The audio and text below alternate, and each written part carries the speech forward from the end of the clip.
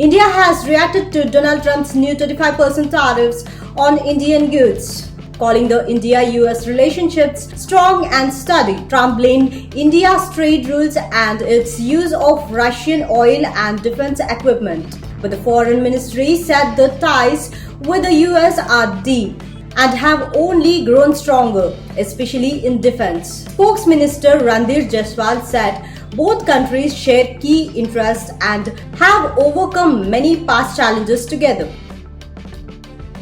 The Election Commission has announced the vice presidential election will be held on 9 September. The official notification will be issued on 7th August. Candidates can file their nominations until 21st August. This nomination will be checked on 22nd August and the last date to withdraw is 25th of the same month. This election will be decide the next Vice President of India.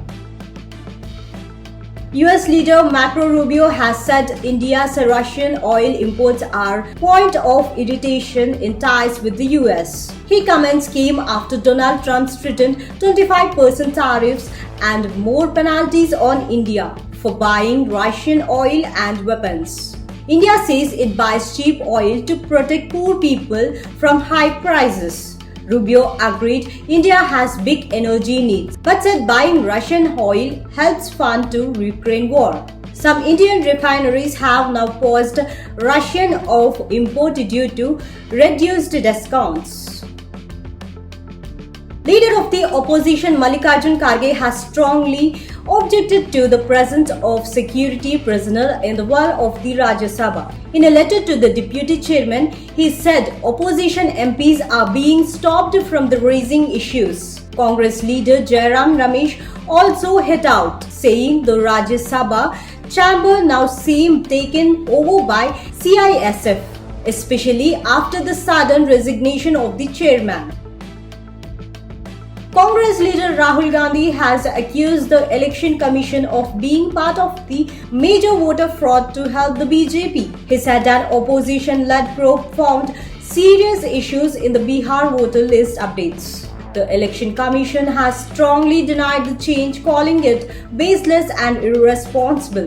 The poll body said it will not respond to such unfounded claims. Tensions continue to rise over the electoral roll revision in Bihar.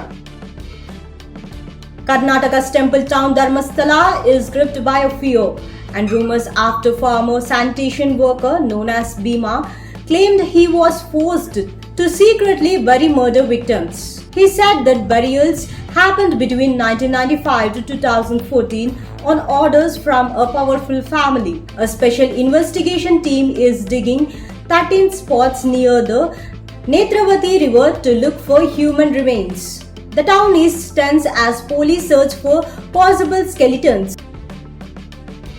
The Sri Amarnath Yatra was halted yesterday from Jammu because of the poor weather condition in Jammu and Kashmir. Authorities stopped all pilgrim movement from the Bhagwati Nagar base camp to Kashmir.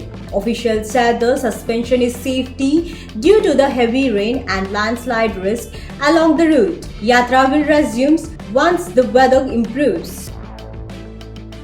Day 10 of the monsoon session saw noisy protest by the opposition over Bihar's voter roll revision. As a result, both Lok Sabha and Rajya Sabha were adjourned shortly after they began. Opposition MPs have written to the Speaker asking for a special debate. They say the government agreed in principle but hasn't set a date for the discussion. Singer Justin Timberlake has revealed that he is living with Lyme disease. The 44-year-old star shared that the news on Instagram after finishing his Forget Tomorrow World Tour. He called the diagnosis shocking, but said it helped explain many of the strange symptoms while he is performing. Fans have shown support for his honesty and health journey.